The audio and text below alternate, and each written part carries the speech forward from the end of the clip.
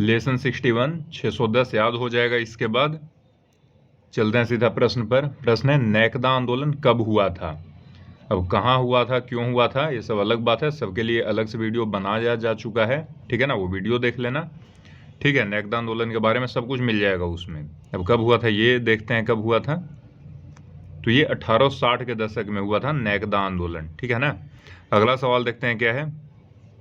मौर्य साम्राज्य के सबसे बड़े अधिकारी को कुमार मात्य कहते थे, कथन सही है या गलत। इसका जवाब देखते हैं क्या है। कथन गलत है।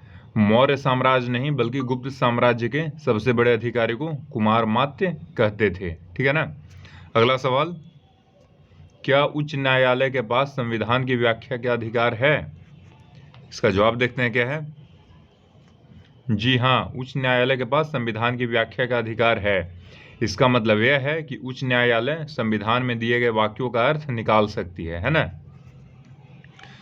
मतलब जैसे दैहिक स्वतंत्रता का अधिकार है, तो दैहिक स्वतंत्रता का अधिकार का मतलब कुछ और भी जोड़ना चाहिए। इसका मतलब है कि भैया आपको स्वच्छ पर्यावरण का भी अधिकार आपको मिला हुआ है। संविधान ने सिर्फ लिख दिया इतना कि भैया आपको दैहिक स्वतंत्रता का अधिकार है, जीवन जीने का अधिकार है ना।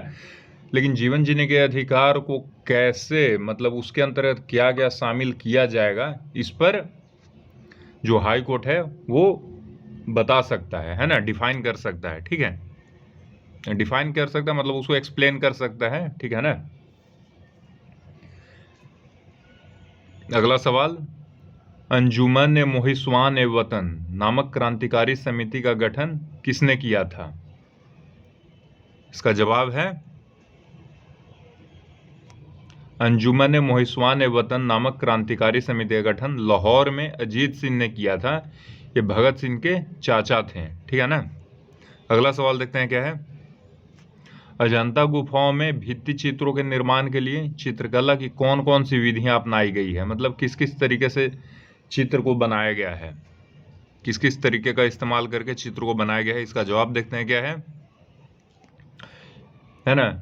फ्रेस्को विधि, फ्रेस्को का मतलब होता है गिल्ली सतह पर चित्रकारी, टेम्पेरा यानी कि सूखी सतह पर चित्रकारी, तथा एनकास्टिक यानी कि गीले गाढ़े तरल द्वारा पेंटिंग। तो इन विधियों का इस्तेमाल करके पेंटिंग किया गया है वहाँ, ठीक है ना। अगला सवाल देखते हैं क्या है। 1924 में केरल में वाइकोम सत्याग्रह का नेतृत्व किसने किया था। वाइकोम सत्याग्रह नेतृत्व किसने किया था। इसका जवाब है वाइकोम सत्याग्रह का नेतृत्व केपी केशव मेनन ने किया था। यह आंदोलन मंदिरों में दलितों के प्रवेश की स्वतंत्रता के लिए था। अन्य नेताओं में टीके माधवन, के केलप्पन भी इस आंदोलन से जुड़े हुए थे, ठीक है ना। अगला सवाल देखते हैं क्या है। नागरिकता अधिनियम 1955 द्वारा नागरिकता प्राप्त करने के कौन कौन से 5 तरीके हैं। इसका जवाब देख लीजिए क्या है।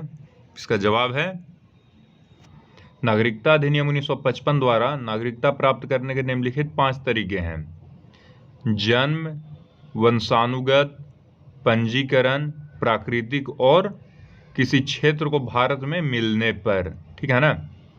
जन्म में जैसे एक पिछले 1-2 लेसन में पढ़ा होगा कि कोई मान लेते हैं कोई राजदूत है अमेरिका का, उसका नाम मान लो कि जेम्स एंडरसन है, ठीक है ना।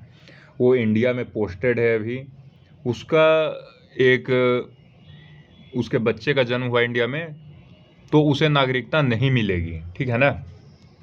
अगला सवाल देखते हैं क्या है। कांग्रेस के किस अधिवेशन में नेहरू समिति की रिपोर्ट को निरस्त घोषित कर दिया गया। इसका जवाब देख लेते हैं क्या है। प्रसिद्ध लाहौर अधिवेशन 1929 में नेहरू समिति की रिपोर्ट को निरस्त घोषित कर दिया गया था।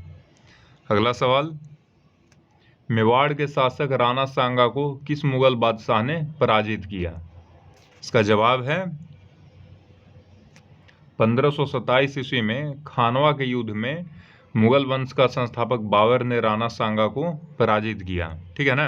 अगला सवाल, गरुड़ स्तंभ का निर्माण किसने करवाया था, यह कहाँ स्थित है। तो इसका जवाब है गरुड़ स्तंभ का निर्माण हेलिडोरियस ने मध्य प्रदेश में विदिशा में करवाया था। हेलिडोरियस एक राजदूत के रूप में शुंग शासक भागभद्र के दरबार में आया था और वैष्णव धर्म अपना लिया था। यह तक्षशिला के शासक का राजदूत था। ठीक है ना। हेलिडोरियस जो था ये तक्षशिला के शासक का राजदूत था और ये शुंग शासक भागभद्र के दरबार में आया था। ठीक है ना।